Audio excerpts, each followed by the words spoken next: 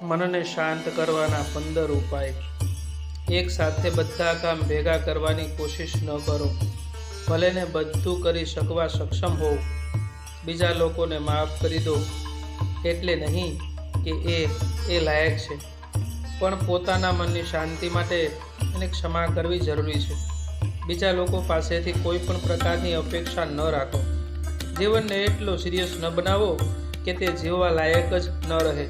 જીવન ખરેખર એટલું સિરિયસ નથી, મગજ તેને સિરિયસ બનાવી દે છે।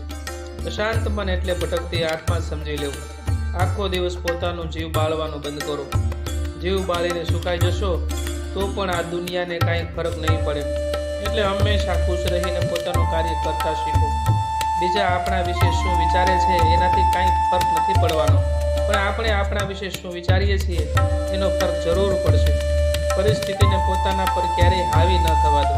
યાદ રાખજો, પરિસ્થિતિ જેવી હોય તેવી, પણ તમારું મન તે પરિસ્થિતિથી જરાય વિચલિત ન થવું જોઈએ। ગુસ્સે થઈને પોતાનો એનર્જી વેસ્ટ ન કરો। ગુસ્સાની એનર્જીને ડાયવર્ટ કરીને તમારા લક્ષ્ય તરફ વાળો। ઊંડા શ્વાસ લો, થોડીવાર આરામ કરો અને મનને સ્થિર રાખવાની કોશિશ કરો। ફાલતુ વિચારવાનું બંધ કરો।